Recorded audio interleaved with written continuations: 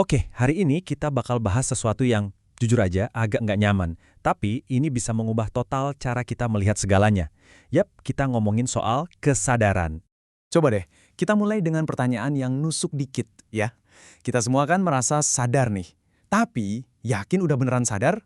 Gini, biar ngerti apa itu kesadaran sejati, kita harus kenalan dulu sama lawannya, kesadaran palsu.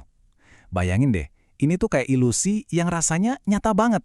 Kita ngerasa paham, padahal sebenarnya kita nggak sadar sama situasi kita yang asli. Kenapa? Ya karena kita udah nerima itu sebagai hal yang normal, kayak di penjara tapi penjaranya nyaman, jadi kita nggak sadar kalau kita lagi terpenjara. Oke, perjalanan kita bakal dibagi jadi 5 bagian nih. Kita mulai dari ilusi yang nyaman, masuk ke medan perang di dalam diri, lalu kita belajar melihat pola, waspada sama jebakan terbesar, dan akhirnya kita hadapi beban setelah melihat. Siap? Oke, kita masuk bagian pertama ya.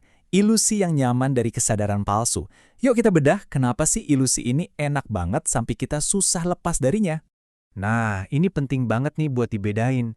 Pengetahuan itu isinya kepala kita. Fakta, teori, informasi. Tapi kesadaran, itu cara kepala kita bekerja. Kemampuan kita buat ngeliat realitas apa adanya tanpa filter. Gampangnya gini, Anda bisa tahu semua teori soal diet sehat, hafal kalori tiap makanan. Tapi kalau tiap hari tetap aja makannya junk food, nah itu artinya Anda punya pengetahuan, tapi belum tentu punya kesadaran. Dan di zaman sekarang, kesadaran palsu ini banyak banget bentuknya. Ada kesadaran performatif, ini yang paling sering kita lihat. Kelihatannya kritis banget di medsos, nge-tweet panjang lebar, tapi di kehidupan nyata, nggak ada yang berubah. Ada juga kesadaran konfirmasi, ini kayak kita bikin gelembung sendiri.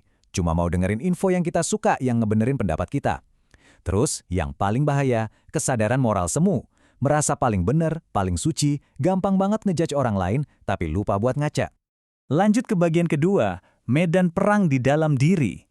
Oke, dari yang tadi sifatnya konsep, sekarang kita tarik ke pertarungan yang terjadi setiap hari, setiap detik, di dalam kepala kita sendiri.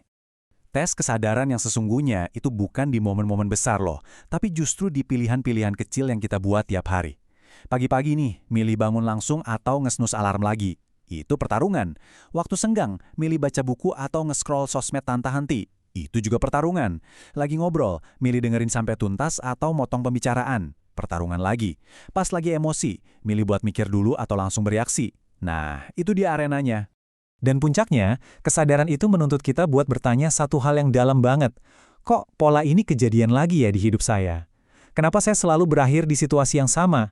Ini bukan lagi soal satu kejadian, tapi soal pola yang terus berulang. Oke, masuk ke bagian 3, melihat pola, bukan kasus. Nah, begitu kita mulai bisa ngelihat pola di dalam diri kita sendiri, sesuatu yang keren terjadi. Pandangan kita jadi lebih luas, kita mulai bisa ngelihat pola-pola yang lebih besar di luar sana. Jadi kesadaran itu kayak bawang, berlapis-lapis. Lapisan pertama, ya kesadaran diri. Kita ngerti emosi kita, pola kita. Kalau itu udah beres, kita naik level ke kesadaran sosial. Kita mulai paham orang lain, paham dinamika sosial. Dan puncaknya adalah kesadaran struktural. Di sini kita bisa melihat sistem, kekuasaan, ketidaksetaraan. Hal-hal yang nggak kelihatan tapi ngebentuk hidup kita semua. Ada istilah keren buat ini. Imajinasi sosiologis. Ini tuh momen aha waktu kita sadar kalau masalah pribadi kita itu ternyata nyambung sama isu yang lebih gede. Contohnya, dari yang tadinya mikir, kenapa sih saya susah banget dapat kerja? Jadi mikir, oh ternyata masalah saya ini ada hubungannya sama tingkat pengangguran nasional. Masalah pribadi kita dilihat sebagai bagian dari masalah publik yang lebih besar. Beda banget kan cara mandangnya? Pertanyaannya sekarang, kalau kesadaran itu sehebat itu, kenapa jarang banget orang yang benar-benar sadar? Nah, jawabannya ada di jebakan-jebakan yang, ironisnya, sering kita masuki dengan sukarela. Dan musuh nomor satunya, ini dia, kenyamanan. Ini jebakan paling maut, karena paling nggak terasa kayak jebakan. Ini tuh penjara, tapi selimutnya hangat, makanannya enak. Kita nggak mau kabur karena, ya nyaman-nyaman aja. Cukup baik adalah musuh dari menjadi lebih baik. Selanjutnya, ada ketakutan. Takut dianggap aneh, takut salah, takut dikucilkan sama lingkungan, takut beda sendiri.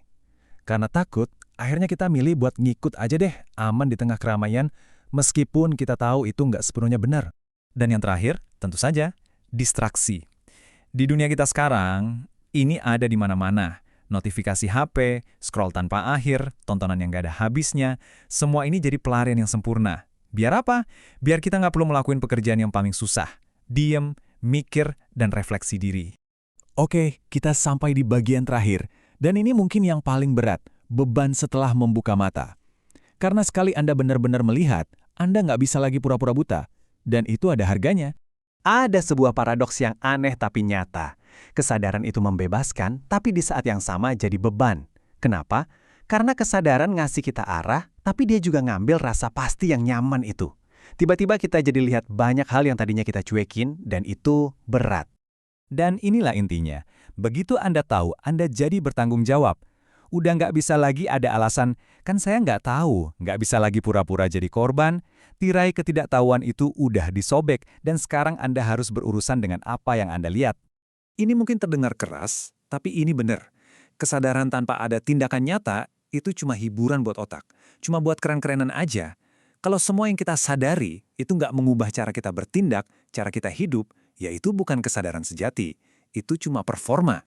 Jadi kalau kita renungkan lagi, masalah terbesarnya mungkin bukan karena kita tidak tahu, tapi justru karena kita tahu, tapi kita memilih untuk nggak mau sadar, dan kita memilih untuk nggak mau berubah.